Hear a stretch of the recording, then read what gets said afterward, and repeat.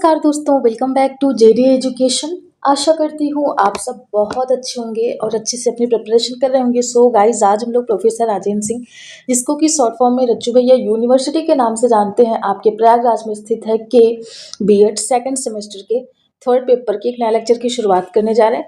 So guys, अगर अभी आप चैनल पर फर्स्ट टाइम आए हैं ना, तो प्लीज़ ज़रूर से चैनल को सब्सक्राइब करके रखिएगा, चूँकि आने वाले समय में बीएड से तो जितनी भी इन्फॉर्मेशन होंगी, जितने भी अपडेट्स होंगे, जितनी भी क्लासेस एंड ऑल, हम पूरी कोशिश करेंगे कि हाँ, आप तक ईजिली पहुँचा पाएँ। तो प्लीज़ ज़रूर से चैनल को सब्सक्राइब करके रखिएगा।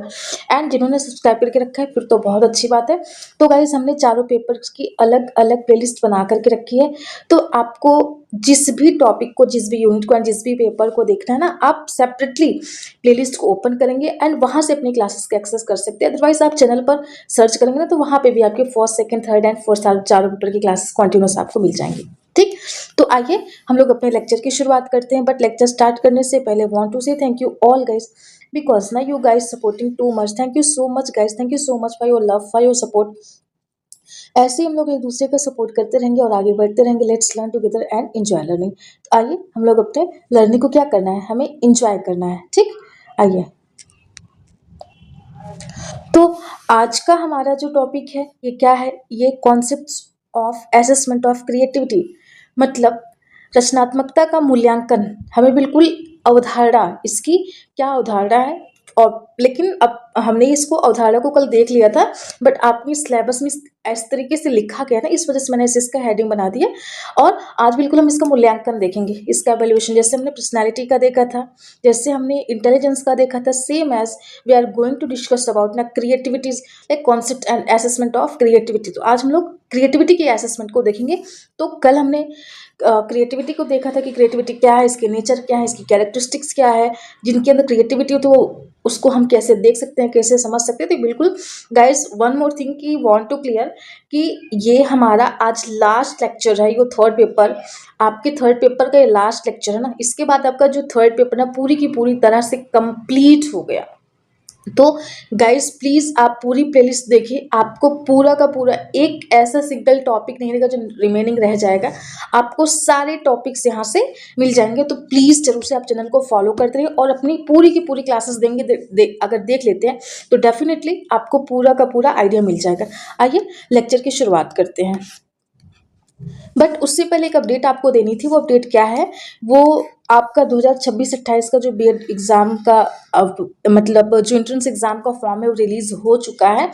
तो अगर आप यूपी से बीएड करना चाहते हैं तो बिल्कुल आप हमारे साथ जुड़ के बीएड कर सकते हैं। बहुत बच्चे हमारे साथ जुड़ के बीएड करें, तो हम चाहते हैं कि आप भी जुड़े और हमारे साथ जो हमारी 2 साल की जर्नी हो एक दूसरे के साथ हम व्यतीत करें। तो इसके लिए क्या करना है, सिंपल सा, जो यूट्यूब चैनल है उसको सब्सक्राइब करके, साथ ही साथ जो टेलीग्राम चैनल है, इसी के साथ जो हमारा टेलीग्राम ग्रुप है, एंड उसी के साथ और क्या करना है, हमारा जो व्हाट्सएप चैनल है ना, इसको भी क्या करना है, हमें ज्वाइन कर लेना है। तो इसके थ्रू हम लोग ईजिली क्या कर सकते हैं, एक दूसरे को लाइक सारी अपडेट्स दे सकते हैं, इन्फॉर्मेशन दे सकते हैं, एंड एक हेल्दी कन्वर्सेशन करने के लिए हम ये जो टेलीग्राम ग्रुप है ना, यहाँ पे आप ज्वाइन कर सकते हैं।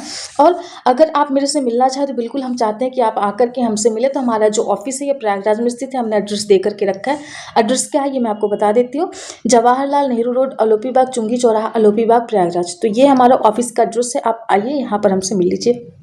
एंड आपके पास अगर टाइम नहीं है तो बिल्कुल आप हमसे कांटेक्ट करके बात कर सकते हैं। हमने दिए हुए 2 नंबरों पे, हमने 2 नंबर दे के रखा है, 9919599066, 8090656656। तो हमने 2 कांटेक्ट नंबर दे रखा है, दोनों में से किसी पे भी हमें कॉल करके आप बात कर सकते हैं। आइए लेक्चर की शुरुआत करते हैं।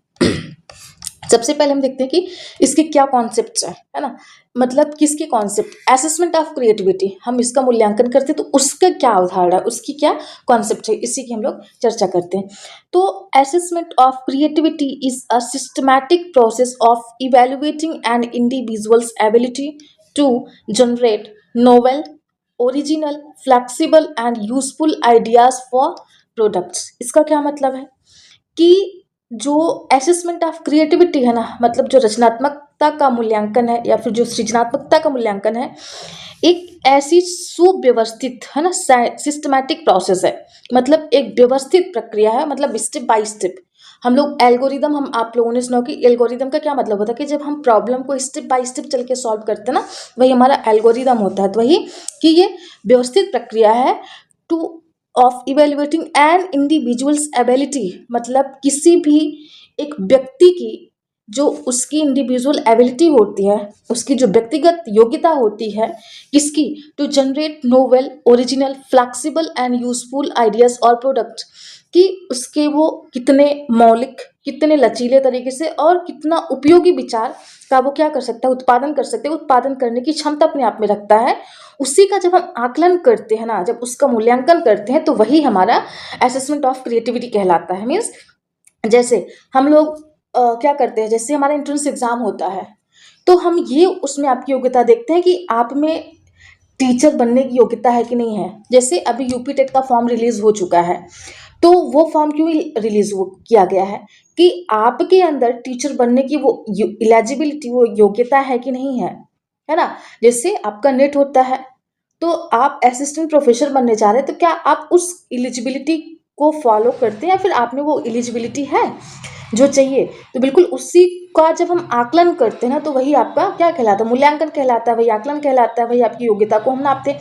ठीक उसी तरीके से जब हम किसी व्यक्ति के जो उसके लाइक नए मौलिक लचीले और उपयोगी विचारों का क्या करते हैं, जब उसकी उत्पादन करने की क्षमता का मूल्यांकन करते हैं ना, तो वही उसकी रचनात्मकता का मूल्यांकन करते हैं, ऐसा हम कह सकते हैं। तो creativity is not a single trait, जैसा कि हमें पता है कि आपकी जो रचनात्मकता है एक एक सिंगल ट्रेट नहीं है, एक एकल सेल गुण नहीं है, बट या मतलब एक ही फैक्टर नहीं है, but a combination of cognitive abilities. लेकिन यह कॉग्निटिव एबिलिटीज की मतलब संज्ञानात्मक योग्यताओं का क्या है, एक एक कॉम्बिनेशन है to personality traits, motivation and environmental influences. इसका क्या मतलब है कि यहाँ से हम इसको समझते हैं कि रचनात्मकता एक अकेला ऐसा गुण या फिर एक ऐसा गुण या फिर एक ऐसा शील गुण से, या फिर कह सकते हैं एक ऐसी योग्यता नहीं है, एक ऐसा कारक नहीं है, बल्कि यह संज्ञानात्मक क्षमताओं, व्यक्तित्व, प्रेरणा और पर्यावरण का क्या है, एक समुच्चय, एक एक एक कह सकते हैं ना, एक बंच ऑफ क्वालिटीज है। मतलब क्वालिटीज का एक बंच है, एक पूरा गुच्छा है। तो therefore its assessment requires a holistic and multidimensional approach। इसका क्या मतलब है, इसलिए इसका मूल्यांकन समग्र और बहुआयामी दृष्टिकोण के लिए जाना चाहिए। ठीक, तो कह रहे हैं ना कि ये मल्टीपल फैक्टर से मिलकर के क्रिएटिविटी क्या क्या होता है, इसका निर्माण होता है। किसी एक सिंगल फैक्टर्स में इन्वॉल्व नहीं होता, बल्कि इसमें मल्टीपल फैक्टर्स इन्वॉल्व होते हैं, और वही व्यक्ति की क्या होती है, वो व्यक्ति की क्रिएटिविटी कहलाती है। जैसे अगर यहाँ पर अलग अलग कलर्स है ना, तो बिल्कुल जितने कलर यहाँ पर आएंगे, मान लीजिए किसी एक व्यक्ति का क्या है, वो उसकी क्रिएटिविटी को रिप्रेजेंट कर रहा है। ठीक इसी तरीके से हम कह सकते हैं कि हाँ, इस बच्चे में ये क्रिएटिविटी है, इस बच्चे में ये योग्यताएं हैं, और यही आपका क्या कह सकते हैं, ये आपकी क्रिएटिविटी है। और इसी का जब हम मूल्यांकन करते हैं, वही आपका असेसमेंट ऑफ क्रिएटिविटी कहलाता है।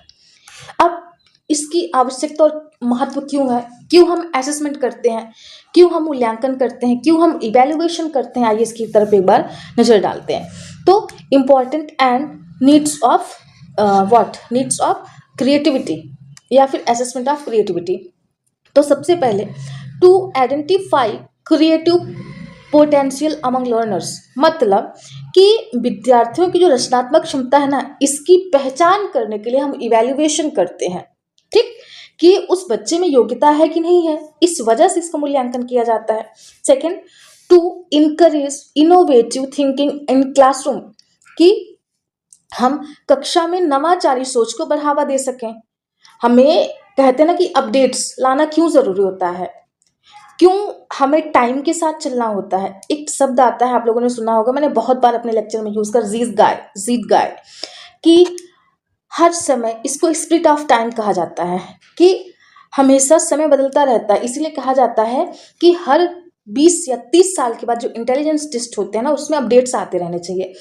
कि हम देख रहे हैं हम कैसे धीरे धीरे मॉडर्नाइजेशन की तरफ जा रहे हैं, कैसे कैसे लोग एडवांस होते जा रहे हैं, टेक्नोलॉजी की तरफ बढ़ते जा रहे हैं।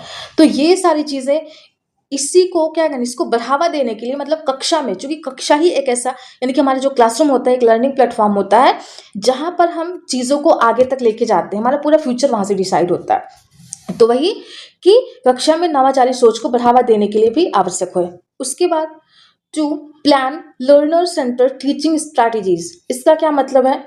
शिक्षण को बाल केंद्रित बनाने के लिए कि हम बच्चे को, यानी कि जो हमारा लर्नर है ना, उसको मिड में रख करके, उसको केंद्र में रख करके ही क्या करना है हम शिक्षा को, तो इस वजह से ये क्या होता है हमारे लिए इम्पोर्टेंट हो जाता है। ठीक, उसके बाद अगला हमारा क्या है?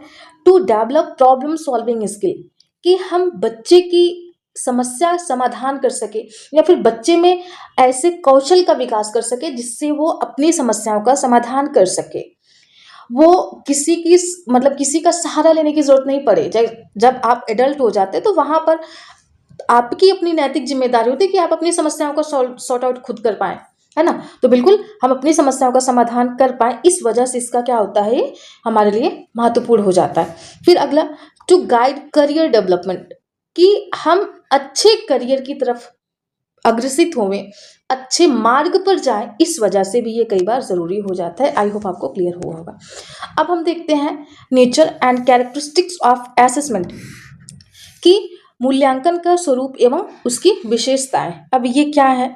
सबसे पहला है कि ये मल्टी डायमेंशनल होता है, मतलब ये बहुआयामी होता है।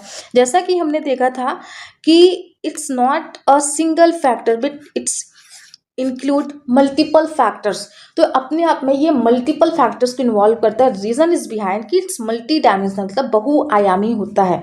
इसमें क्या क्या चीजें हैं, जैसे हम लोग देखते हैं कि includes cognitive, affective and behavioural aspects. इसको ABC मॉडल भी आप कह सकते हैं। अच्छा मैं यहाँ लिखती हूँ, वेट, ऐसे इसको ABC, मतलब C का मतलब क्या है? कॉग्निटिव, A का मतलब है अफेक्टिव और B का मतलब है बिहेवियरल, है ना। तो इससे क्या है कि इसमें बौद्धिक, भावनात्मक और व्यावहारिक पक्ष तीनों शामिल होता है, कि हम अपना इंटेलेक्ट का भी यूज करते हैं, हम अपनी इमोशंस का, अपने अफेक्ट्स का, अपनी फीलिंग्स का भी यूज करते हैं, और साथ ही साथ हमारा व्यावहारिक पक्ष, जो कुछ भी हम फील करते हैं, जो कुछ भी हम सोचते हैं, जो कुछ भी हम समझते हैं ना, फिर उसको हम व्यवहार के रूप में क्या करते हैं, लोगों के सामने रिप्रेजेंट करते हैं। तो यही हमारा ABC मॉडल हुआ, या फिर आप कह सकते हैं मल्टी डायमेंशनल, या फिर ये अपने आप में इन सारे डायमेंशंस को क्या करता है, वो फॉलो करता है, और इसी में ही सब कुछ इंक्लूड हो जाता है। आई होप क्लियर हुआ होगा। अगला, इट्स कॉन्टिन्यूअस प्रोसेस, मतलब यह क्या है, यह निरंतर चलने वाली क्या है, एक प्रक्रिया है। मतलब क्रिएटिविटी डेवलप्स ओवर टाइम, कि रचनात्मकता समय के साथ क्या होती है, विकसित होती रहती है। अच्छा, इसका क्या मतलब है समय के साथ विकसित होते रहना का? इसका मतलब ये है कि जैसे जैसे हम लोगों से मिलेंगे, जैसे जैसे हम इंटरेक्ट करेंगे लोगों से, समाज से, सोसाइटी से, वैसे वैसे हम एक्सपीरियंस करेंगे, वैसे वैसे हम नॉलेज गेन करेंगे, और ठीक उसी तरीके से हमारा डेवलपमेंट भी होता रहेगा। इसी वजह से ये कॉन्टिन्यूअस प्रोसेस है। हम अपने परिवार से, मित्रों से, अपने गुरुओं से, अपनी सोसाइटी से, नेशनल इंटरनेशनल हर लेवल पे जा करके सीखते हैं और कुछ नया कर पाते हैं। जब हम बहुत सब कुछ एक्सपीरियंस करते हैं तो कुछ यूनिक हमारे अंदर से निकल के आता है, और वही हमारी क्रिएटिविटी को रिप्रेजेंट कर सकता है, करता है। नेक्स्ट चलते हैं। नेक्स्ट हमारा क्या है? नेक्स्ट हमारा है कि क्वालिटेटिव एंड क्वांटिटेटिव। इसका क्या मतलब है कि ये मात्रात्मक एवं गुणात्मक दोनों तरीके से होती है। मतलब uses both numerical scores and descriptive evaluation, कि यहाँ पर अंकन और वर्णात्मक मूल्यांकन दोनों का उपयोग होता है। मतलब कि जब हम जैसे हमने कोई टेस्ट दिया तो वो गुणात्मक रूप में होता है, या फिर कह सकते हैं ना कि जैसे कोई कुछ बनाता है, कुछ प्रोडक्टिव करता है तो उसका गुणात्मक, बट जब मैनुअली उसके स्कोर को कैलकुलेट करते हैं तो वो मात्रात्मक हो जाता है, मतलब न्यूमेरिकल का यूज करते हैं। तो ये अपने आप में numerical and qualitative and quantitative, है ना, दोनों को ही शामिल करके रखता है। अगला हमारा क्या है? अगला हमारा है कॉन्टेक्स्ट बेस्ड। इसका क्या मतलब है? इसका मतलब ये है कि ये संदर्भ आधारित होता है। अच्छा, संदर्भ आधारित से क्या लेना देना होता है? इससे यह है कि depends on environment and culture, कि यह वातावरण और संस्कृति पर क्या करता है, निर्भर करता है। हमारा जैसा वातावरण रहेगा और हमारी जैसी संस्कृति रहेगी ना, उसके आधार पर हमारी क्रिएटिविटी निकल के आएगी, है ना। आपने एक थियोरी सुनी होगी लैंग्वेज में, लैंग्वेज डेवलपमेंट की जब थियोरीज आप पढ़ते हैं, उसमें जेम्स ब्रूनर की थियोरी है, लेव विगोत्स्की की है, और एक है इनकी क्या कहते हैं, नाम मैं बता रही हूँ, वोव सेपियर हाइपोथेसिस। वो कहते हैं कि भाषा ही सब कुछ डिसाइड करता है, बट वहीं पर जो हमारी लाइक इनकी जेरोम ब्रूनर या फिर लेविगिट्स की थियरी है, ये कहते हैं कि जैसे जैसे हम समाज से इंटरेक्ट करते हैं, लोगों से इंटरेक्ट करते हैं, वैसे वैसे हमारा लैंग्वेज डेवलपमेंट होता जाता है। तो यही यहाँ पर इनका कहना है कि depends upon environment and culture. हमारा जैसा इन्वायरमेंट रहेगा, जैसा हमारा कल्चर रहेगा, उसी के आधार पर हमारा क्या होगा, हमारी क्रिएटिविटी भी डेवलप होगी। आई होप आपको समझ में आया होगा। अब हम देखते हैं कुछ मेजर अप्रोचेस टू असेसमेंट किसके, क्रिएटिविटी के। अब हम कुछ मेजर अप्रोचेस हैं उनकी बात करते हैं। सबसे पहला जो अप्रोच हमारे सामने निकल के आता है वो कौन सा है, बिल्कुल उसकी चर्चा करते हैं। तो सबसे पहला है साइकोमेट्रिक अप्रोच, कि इसका क्या मतलब कि मनोमितीय दृष्टिकोण। अब इसका क्या मतलब है, इसको हम लोग एक बार समझते हैं कि this approach focuses on measuring creativity through standardised test. जैसे जो स्टैंडर्डाइज्ड, जो मानक निर्धारित टेस्ट होते हैं ना, जब हम उसका उपयोग करते हैं या फिर किसी की क्रिएटिविटी को मेजर करने के लिए जब इन टेस्ट का यूज किया जाता है, तो वो मनोमितीय दृष्टिकोण कहलाता है ना। तो it's emphasise divergent thinking abilities. यह व्यक्ति के डाइवर्जेंट थिंकिंग हमने कल देखा था ना, कि कोई व्यक्ति किसी एक समस्या के बारे में कितने तरीके से कितने सारे विचारों को ला सकता है, कितने सारे सॉल्यूशंस निकाल सकता है। ठीक, तो इस तरीके से जैसे अगर हम स्कूल के लिए लेट हो रहे हैं ना, तो हम ओला के बारे में सोचेंगे, उबर के बारे में सोचेंगे, उसके बाद कार के बारे में सोचेंगे, रैपिडो के बारे में सोचेंगे, अपने पेरेंट्स। तो हम एक ही बार में मल्टीपल ऑप्शन देखेंगे, फिर हमारे लिए जो ईजिली अवेलेबल हो जाएगा हम उसी के साथ चले जाएंगे, है ना। तो वही चीज़ है, तो ये हमारी डाइवर्जेंट थिंकिंग को रिप्रेजेंट करता है। तो इसके मेन जो कंट्रीब्यूटर माने जाते हैं वो कौन माने जाते हैं, वो मैं आपको लिख के यहाँ पर आई मीन लिखना नहीं है, मतलब बताना है। ये कौन है, ये हैं आपके ये कंट्रीब्यूटर ई पॉल टॉरेंस। ये टॉरेंस का टेस्ट माना जाता है। ये आपका साइकोमेट्रिक अप्रोच की कैटेगरी में आता है ना, Paul Torrens.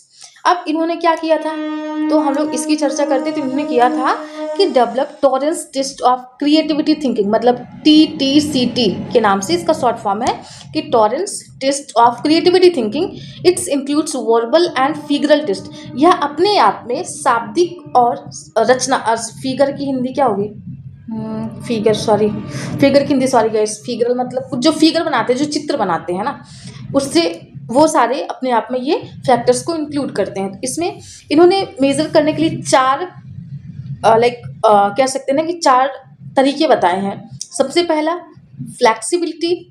Fluency, flexibility, originality and elaboration. कल की क्लास में भी हमने डिस्कस करा था कि किसी भी समस्या के बारे में हम कितना फ्लुएंटली सोच पा रहे हैं, हम कितनी फ्लुएंसी के साथ रिस्पॉन्स दे पा रहे हैं। अब उसी समस्या के लिए हम कितना फ्लेक्सिबल है ना। जो एक कॉन्सेप्ट आपने देखा होगा मेंटल सेट, वो रेजिडिटी को रिप्रेजेंट करता है, लेकिन वहीं पर यहाँ फ्लेक्सिबिलिटी की बात करें तो कि हम मतलब सिचुएशन के अकॉर्डिंग फ्लेक्सिबल होते जाते हैं, है ना। तो वही कि अगर हम बात करते हैं सबसे पहले फ्लुएंसी की ना, मैं फिर से एक बार इसको समझाती हूँ। फ्लुएंसी का मतलब है कि एबिलिटी टू कहाँ गया, फ्लुएंसी, हाँ, ability to produce many ideas, like बहुत सारे आइडियाज को जनरेट करना। और फ्लेक्सिबिलिटी का मतलब होता है कि वैरायटी ऑफ आइडियाज। अब इन आइडियाज में भी कितनी सारी वैरायटीज आ सकती हैं, यहाँ पर हम कितना प्रोड्यूस कर सकते हैं, और यहाँ पर जो हमने प्रोड्यूस करा है अब इसमें और इसकी कितनी वैरायटीज आ सकती हैं। और ओरिजिनलिटी मतलब यूनिकनेस की बात करते हैं कि हम कितने यूनिक आइडियाज जनरेट कर सकते हैं। और लास्ट में इलाबोरेशन मतलब एडिंग डिटेल्स, कि हम कितने सारे डिटेल्स को ऐड कर सकते हैं। तो इस तरीके से ये मनोमितीय अप्रोच है, ये साइकोमेट्रिक अप्रोच है। तो फ्लुएंसी, फ्लेक्सिबिलिटी, ओरिजिनलिटी एंड इलाबोरेशन, कि हम किसी भी समस्या के लिए कितना सोच पा रहे हैं, फिर कितने अलग अलग तरीके से रिस्पॉन्सेज दे पा रहे हैं, फिर हम किसी का कॉपी नहीं कर रहे हैं, और अगला हम उसमें कितनी डिटेल्स ऐड कर रहे हैं। जैसे आप लोगों ने रोसाक टेस्ट का नाम सुना होगा, उस दिन हम पर्सनालिटी टेस्ट का जब डिस्कशन कर रहे थे तो वहाँ पे हमने बताया था कि वह बच्चा जो यानी कि जो सब्जेक्ट जो वहाँ पर रिस्पॉन्स कर रहा होता है, कि वो किसी को कॉपी नहीं करता, वह अपने खुद की चीज़ों को बताता है ना, अपनी यूनिकनेस को बताता है। तो ये सारी चीज़ें इसमें समाहित होती हैं। तो अगर इसकी हिंदी देखें तो इस दृष्टिकोण में मानकीकृत प्रेक्षणों द्वारा रचनात्मकता का मापन किया जाता है, और टॉरेंस ने क्या किया है, टीटी मतलब विकसित किया है कि Torrance test of creativity thinking, इसको डेवलप करा, जिसमें मौखिक और आकृतिक मूलक परीक्षण भी शामिल किए जाते हैं। तो आपको आई होप क्लियर हुआ होगा। आइए हम लोग नेक्स्ट चलते हैं। नेक्स्ट हमारा वो तो साइकोमेट्रिक अप्रोच था। Now we are going to discuss about what, now we are going to discuss about cognitive approach. अब कॉग्निटिव अप्रोच हमारा क्या है, मतलब संज्ञानात्मक दृष्टिकोण। अब इसमें इसको it's focused upon what, it's focused upon mental process like thinking, reasoning and problem solving.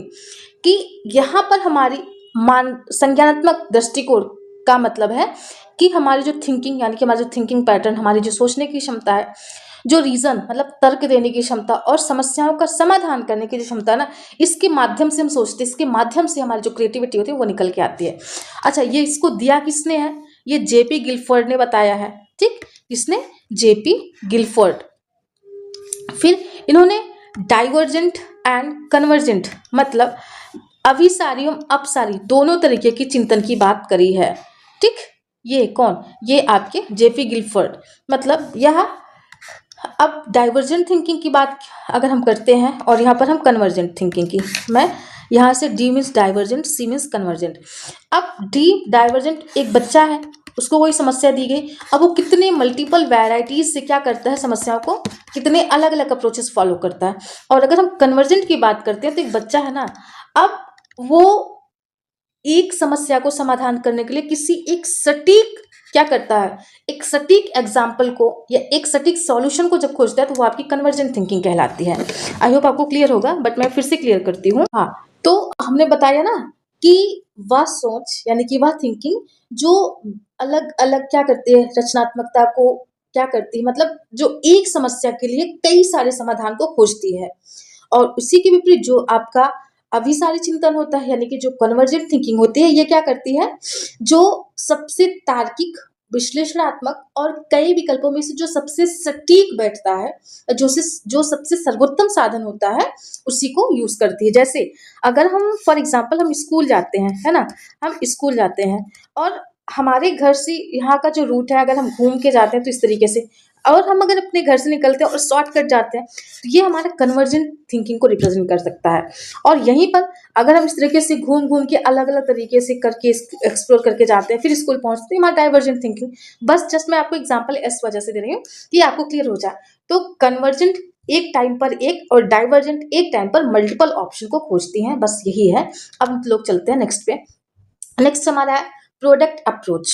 अब इसमें क्या क्या चीजें आती हैं, आइए हम लोग एक बार इसकी चर्चा करते हैं। अब बात हम जब किसकी करते हैं, प्रोडक्ट अप्रोच की, तो मैं आपको बताती हूँ। हाँ, तो इसमें क्या क्या,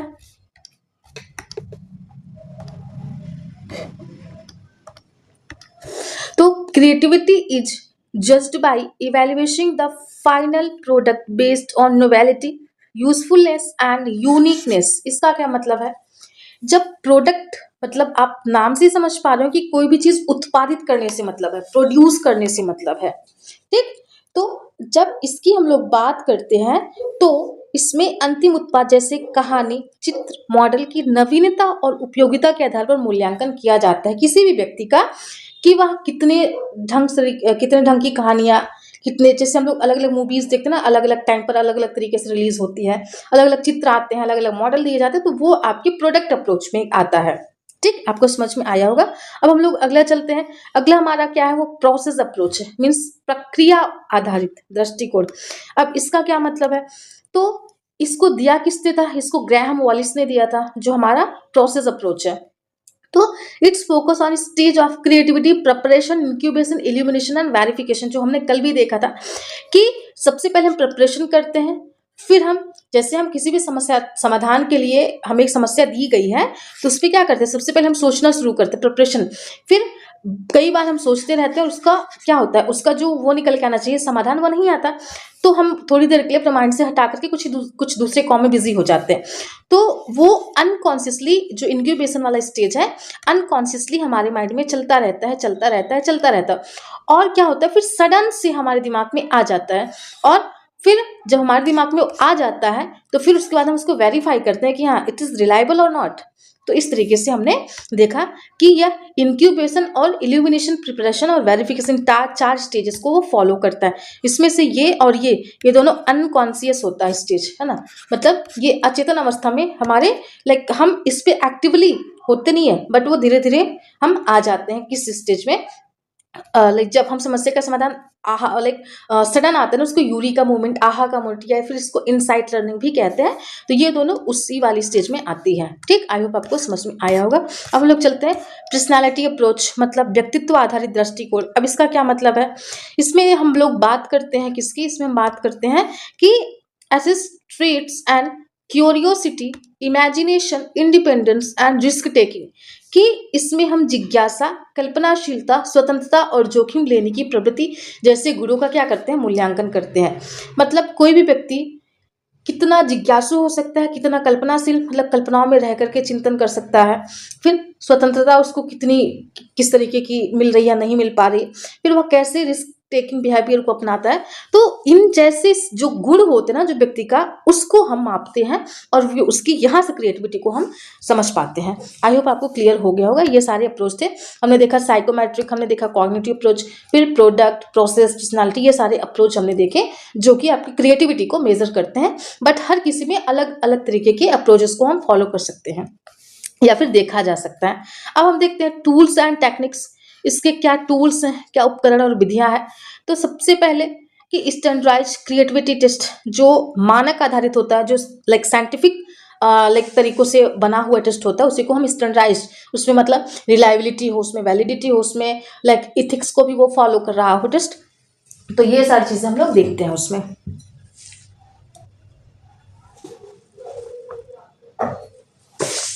तो example TTCTY, Torrance test of creativity thinking by Paul Torrance ने इसको दिया था। तो इन्होंने इसमें 3 लाइक सब टेस्ट को शामिल करा है इसमें। पिक्चर कंप्लीशन, मतलब चित्रों को पूर्ण करना, अनयूजुअल यूजेस और स्टोरी राइटिंग। कुछ तो यहाँ पर गड़बड़ है।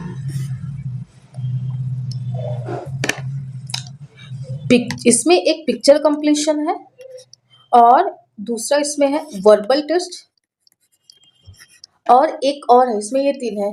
ये दोनों नहीं है, नहीं ये दोनों इसके नहीं है, ये गलत है। तो इसमें मैं आपको बता देती हूँ, एक मिनट। तो इसमें एक तो आपका पिक्चर कंप्लीशन होता है, और इसमें जो दूसरा होता है ना, वो आपका, मैं यहाँ पे लिख देती हूँ गाइस, आप इसको प्लीज नोट बना लीजिएगा अपना। वर्बल, VERBAL, वर्बल टेस्ट होता है, मतलब शाब्दिक परीक्षण इससे होता है। और जो तीसरा इसमें होता है ना, वो लीनियस और सर्कल टेस्ट, LINES, लीनियस और सर्कल, CIRCLES, सर्कल टेस्ट। तो इसमें ये 3 टेस्ट पाए जाते हैं। ये इसमें नहीं, स्टोरी राइटिंग तो TAT का है, इसका नहीं है, CAT का है। ठीक, तो इसमें ये 3 सब टेस्ट पाए जाते हैं। ठीक, मतलब ये 3 प्रकार के परीक्षण इसमें पाए जाते, मतलब ये 3 प्रकार की चीज़ों को, या फिर 3 तरह से हमारी फैक्टर्स को नापता है। सबसे पहला, या कह सकते हैं इसमें फैक्टर नहीं बोलेंगे, इसमें या मुख्य रूप से 3 प्रकार के परीक्षण होते हैं। सबसे पहला पिक्चर कंप्लीशन, मतलब पिक्चर को हम कैसे कंप्लीट करते हैं। दूसरा वर्बल टेस्ट होता है, तीसरा लीनियस और सर्कल टेस्ट। तो ये 3 टेस्ट पाए जाते हैं, इसमें से ये नहीं होगा। ठीक, फिर अगला हम देखते हैं डाइवर्जेंट थिंकिंग टेस्ट, जो कि आपका किसका है, ये भी आपको पता है। ये हाँ, डाइवर्जेंट थिंकिंग ये JP गिलफोर्ड का है। तो ये क्या, कि measures ability generate multiple ideas, की हम लाइक कई विचार उत्पन्न करने की क्षमता को मापता है। ये कॉग्निटिव थिंकिंग को हमारे मेजर करता है। फिर अगला हम लोग देखते हैं कि ऑब्जर्वेशन मेथड, अवलोकन करना, मतलब teacher observe students classroom behaviour in participation, मतलब शिक्षक विद्यार्थियों के व्यवहार और भागीदारी का अवलोकन करता है। फिर अगला रेटिंग स्केल एंड चेकलिस्ट, की use to rate creativity traits systematically. इसका क्या मतलब है कि रचनात्मक गुणों का व्यवस्थित मूल्यांकन करने के लिए उपयोग किया जाता है कि जो रचनात्मक हमारे गुण है ना उनका हम व्यवस्थित कैसे मूल्यांकन करें, इस वजह से रेटिंग स्केल और चेकलिस्ट का हम यूज करते हैं।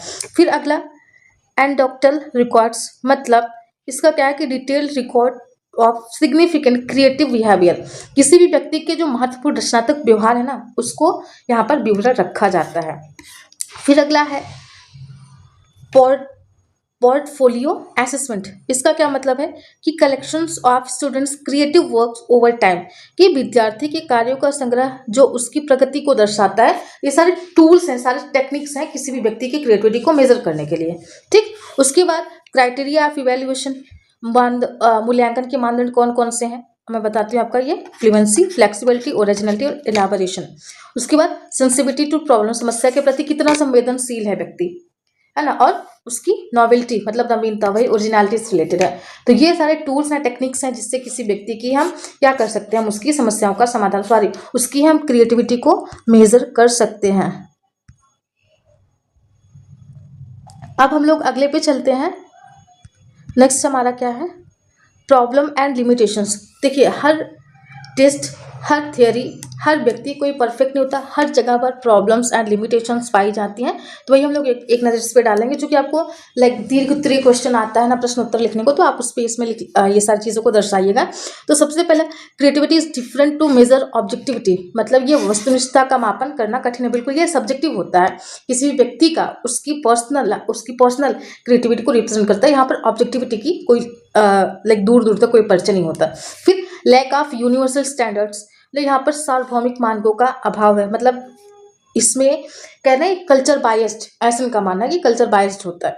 फिर अगला कल्चरल एंड इन्वायरमेंटल इन्फ्लुएंस, यहाँ पर सांस्कृतिक प्रभाव भी पड़ता है, हमारा वातावरणीय प्रभाव भी पड़ता है। फिर टाइम कंज्यूमिंग प्रोसेस, समय की अधिक आवश्यकता वाले। एग्जामिनर बायस, मूल्यांकनकर्ता का कई बार पक्षपात, मतलब मूल्यांकनकर्ता यानी कि जो रिसर्चर होता है या फिर जो टेस्ट करने वाला जो होता है, जो परीक्षण करता होता है, उसका भी अपना कई बार पॉइंट ऑफ व्यू हमें देखने को मिल जाता है। फिर अगला रोल ऑफ टीचर, मतलब एक शिक्षक की क्या भूमिका होती है इन टेस्ट में, इन असेसमेंट्स में। तो यूज मल्टीपल असेसमेंट मेथड्स, की विभिन्न विधियों का उपयोग करें ताकि हम बच्चे की क्रिएटिविटी को अच्छे से मेजर कर पाएँ।